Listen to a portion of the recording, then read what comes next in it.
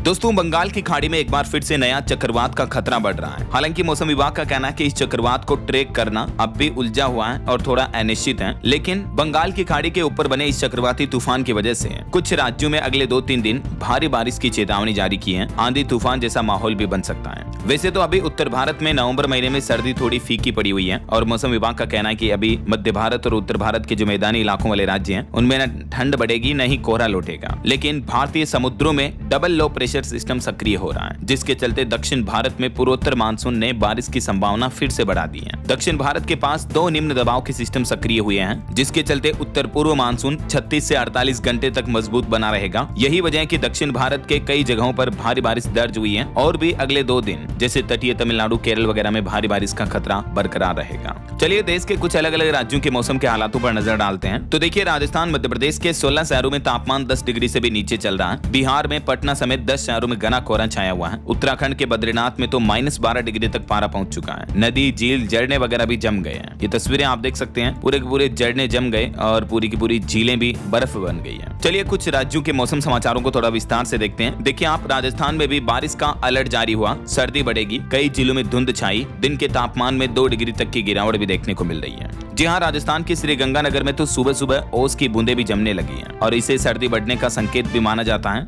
लेकिन राजस्थान में उत्तरी पश्चिमी हवाओं से इस सप्ताह की शुरुआत से ही शेखावटी बेल्ट समेत कई जिलों के तापमान में उतार चढ़ाव देखने को मिला है। इस वजह से डूंगरपुर, जालोर, भीलवाड़ा, कोटा, उदयपुर समेत कई जिलों के तापमान में 2 डिग्री तक की गिरावट देखने को मिली है। और इस बीच दोस्तों, राजस्थान में मौसम विज्ञान केंद्र जयपुर ने अगले 2 दिन इसी तरह का मौसम रहने का अनुमान जताया है और 27 नवंबर को राजस्थान में एक हल्के प्रभाव का पश्चिमी विक्षोभ एक्टिव होगा, जिसके चलते उदयपुर, जोधपुर, अजमेर संभाग के जिलों में कहीं कहीं बादल छा सकते हैं और कुछ जिलों में हल्की बारिश या बूंदाबांदी होने की भी संभावना है। मतलब 27 नवंबर के आसपास या 27, 28, 29 तक राजस्थान के कुछ जिलों में बारिश देखने को मिल सकती है ना। इधर बात करें मध्य प्रदेश की, तो देखिए आप, नवंबर के आखिरी सप्ताह तक राहत रहेगी। दिसंबर में कड़ाके की ठंड पड़ने की चेतावनी जारी हुई और चक्रवात के असर के चलते मध्य प्रदेश में भी बादल छाए हुए हैं। आज भी दिन का पारा भी लुढ़का, रात का तापमान भी थोड़ा बढ़ा, तो इस वजह से ठंड तो थोड़ी कम हुई है। और मौसम विभाग का कहना है कि इस महीने नवंबर के आखिरी सप्ताह में तो कड़ाके की ठंड से थोड़ी राहत मिलेगी।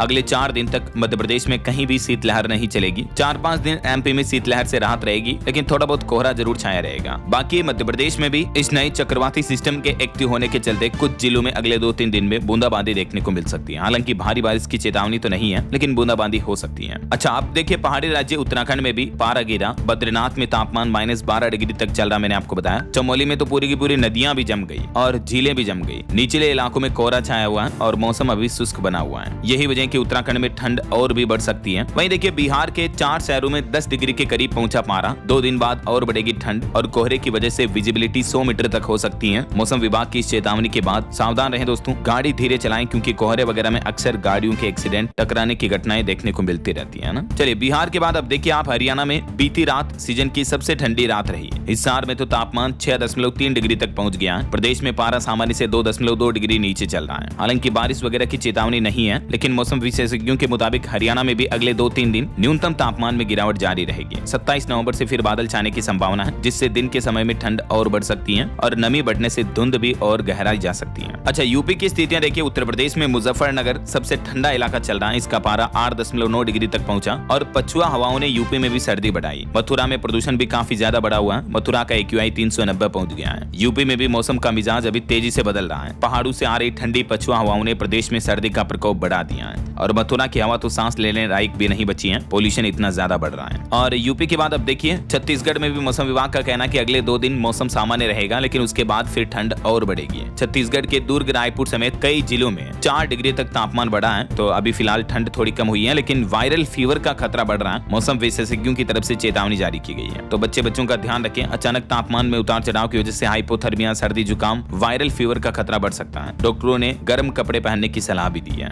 बाकी स्काईमेट वेदर की रिपोर्ट के मुताबिक दोस्तों, अगले 24 घंटों के दौरान देश भर में मौसम की संभावित गतिविधियां क्या रह सकती हैं। तो एक तो अंडमान निकोबार द्वीप समूह में हल्की से मध्यम बारिश के साथ कुछ स्थानों पर भारी बारिश की संभावना है। इसके अलावा तटीय तमिलनाडु, दक्षिण तटीय आंध्र प्रदेश, केरल, लक्षद्वीप, रायलसीमा और दक्षिण कर्नाटक में भी हल्की मध्यम बारिश हो सकती है। इधर पूर्वी असम, अरुणाचल प्रदेश, नागालैंड, मणिपुर और मिजोरम में छिटपुट हल्की बारिश की संभावना है। इसके अलावा दोस्तों, अगले 2-3 दिनों में मध्य भारत, महाराष्ट्र, गुजरात के भी कुछ हिस्सों में न्यूनतम तापमान तापमान में धीरे धीरे बढ़ोतरी हो सकती है। हालांकि मध्य भारत और उत्तरी भारत में बारिश वगैरह की चेतावनी नहीं है और पश्चिमी मध्य प्रदेश के कुछ हिस्सों में शीतलहर की स्थितियां भी देखने को मिल सकती हैं। तो अभी बारिश की जो चेतावनी दोस्तों मोटा मोटी दक्षिण भारत के ही ज्यादातर राज्यों में है, लेकिन 27 नवंबर के बाद राजस्थान वगैरह और छत्तीसगढ़, एमपी इन राज्यों के कुछ जिलों में बूंदाबांदी देखने को मिल सकती है। तब तक मौसम साफ और शुष्क रहेगा। तो आंधी बिजली की चेतावनी मेन केरल, तमिलनाडु और पुडुचेरी इन राज्यों में, तो सावधान रहिएगा। बाकी वैसे आप कौन से राज्य में रहते हैं दोस्तों, और आपके यहाँ अभी ठंड वगैरह कैसी पड़ रही है, मतलब तेज कड़ाके की ठंड पड़ रही है या सामान्य हालात है, कमेंट करके बताइएगा जरूर मुझे। और बाकी इस वीडियो को लाइक और शेयर करना, DLS न्यूज चैनल को सब्सक्राइब करके